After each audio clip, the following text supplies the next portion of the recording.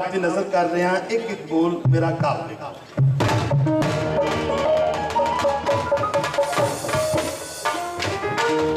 पिछली रात सोनी चली यार बल्ले मैनू पार लगा देवे घड़िया मिन्नतां तेरियां करदी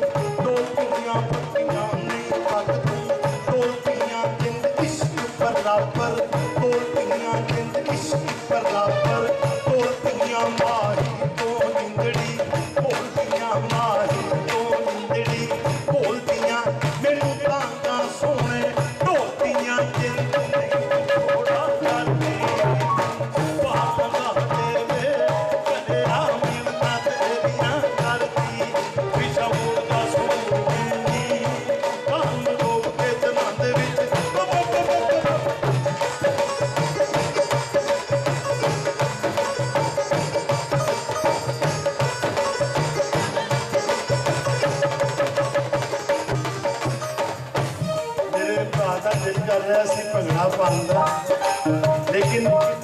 मैं तो मेरी मजबूरी है परफॉर्म करना एक दो गाने मैंने कर लें तो फिर ला के भंगड़े तो सोहनी ने आख्या घड़िया अज तेन की बनी आ तू मेरा रोज का साथी से अज तू मैंने जवाब दे दिता सोहनी ने घड़ा आखदा नी सुन मस्त कलर मुटियारे नी सुन मस्त कलर मुटियारे नी पैंदे बिजली दे चमकारे नी पैंदे बिजली दे चमकारे नी इत्थे तार तार तार हारे नी इत्थे तार तार तार हारे नी तेनू असल आवाज़ां मारे नी इत्थे आसमां साथी पागला तेरे घड़िया मिन्नतां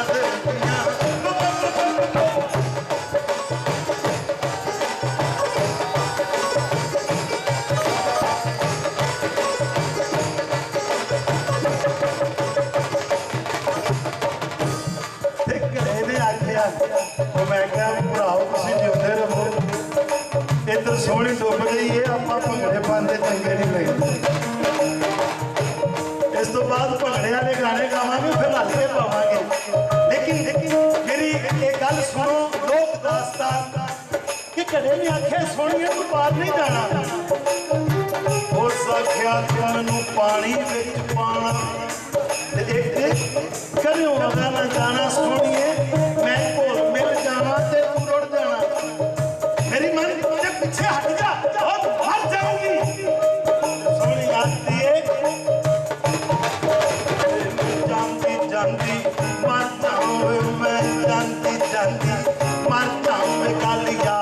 देश में काट जाऊं मैं कालिया देश में काट जाऊं मैं इश्क की बेड़ी चढ़ जाऊं मैं आज इश्क की बेड़ी चढ़ जावे मेरे राजी यार कर जावे मेरी पूरी हो जाए मर्जी पागला तेरे घड़िया मिन्नतां तेरियां करदी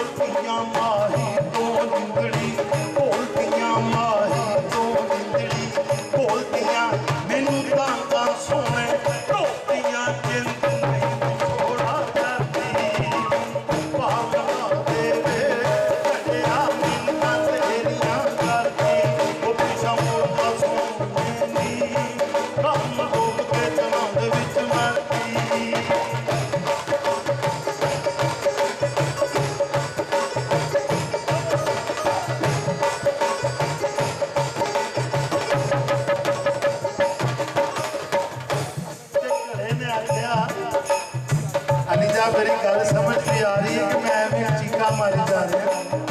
ਕਿਉਂਕਿ ਇਹ ਮੇਰੇ ਵਾਲਦ ਦਾ ਬੜਾ ਪੁਰਾਣਾ ਸ਼ਾਇਰ ਹੈ ਇਹਨੂੰ ਦਾਸਤਾਨ ਕੋਈ ਆਖਦੇ हैं और कोई भी पंजाबी का ऐसा सिंगर नहीं है ਜਿਹੜਾ ਮੇਰੇ ਵਾਲਦ ਵਾਂਗ ਨਹੀਂ ਗਾਉਂਦਾ लेकिन ਜਿਹੜੀਆਂ ਅਸਲ रूह ਦੀਆਂ ਗੱਲਾਂ ਨੇ ਉਹ ਵਿੱਚੋਂ ਕੱਟ ਕੇ ਤੇ ਆਪਣੀ ਮਰਜ਼ੀ ਨਾਲ ਗਾਈ ਜਾਂਦੇ ਨੇ ਅੱਜ ਜਿਹੜੇ ਲੋਕ ਇੱਥੇ ਬੈਠੇ ਹੋ ਉਹ ਮੇਰੇ ਕੋਲ ਦੇ ਫੋਕ ਅਸਲ ਸੂਰਤ ਵਿੱਚ ਸੁਣੋਗੇ ਤੇ ਤੁਹਾਨੂੰ ਸਮਝ ਆਏਗੀ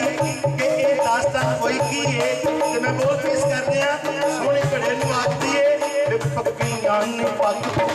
ਦੋ ਪੱਕੀਆਂ ਨਹੀਂ ਪੱਕ ਦੋ ਦੁਨੀਆਂ ਦੇ ਇਸ਼ਕ ਬਰਾਬਰ ਦੋ ਦੁਨੀਆਂ ਦੇ ਇਸ਼ਕ ਬਰਾਬਰ ਤੋਲਦੀਆਂ ਮਾਹੀ ਤੋਂ ਜਿੰਦੜੀ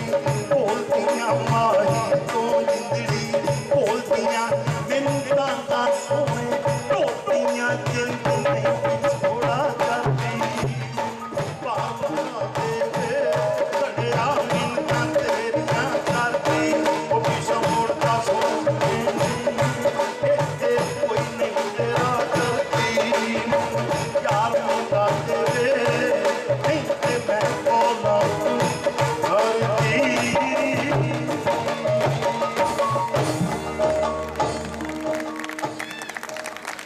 ਮਿਹਰਬਾਨੀ ਸ਼ੁਕਰੀਆ 2023 ਦੇ ਵਿੱਚ ਅਗਰ ਲੋਕਾਂ ਨੂੰ